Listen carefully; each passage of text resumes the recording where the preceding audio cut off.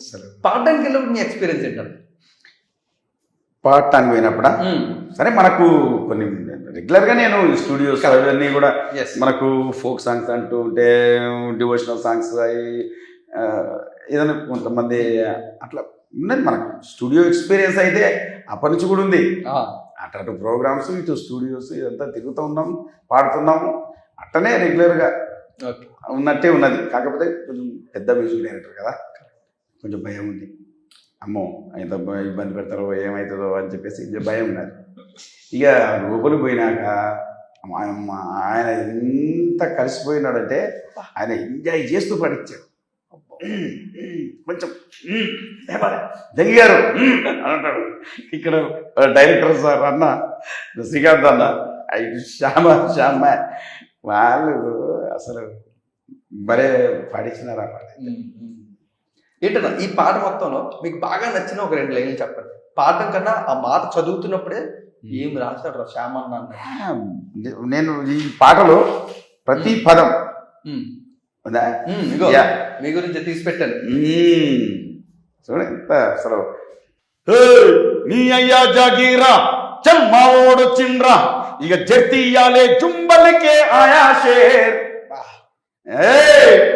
ఏ దర్కా సుల్తానే మా గర్కా సైతానే చల్ షికార్ జయ్యా జుంబలికే ఆయా షేర్.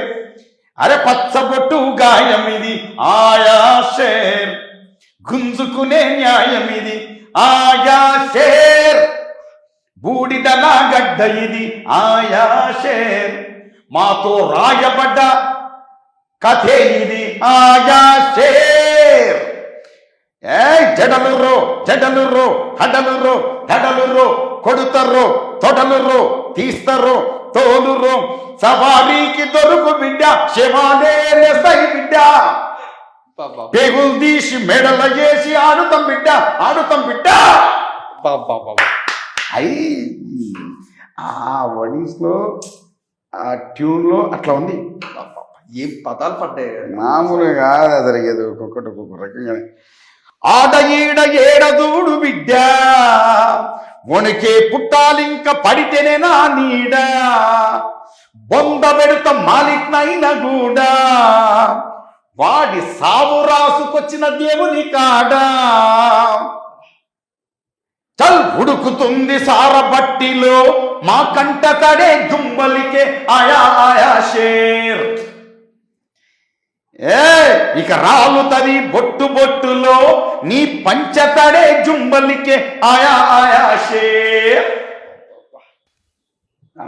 చెప్తా అంత బాగా రాసిన ఆయనైతే ఒక్కొక్క అక్షరం మరి ఎంతది.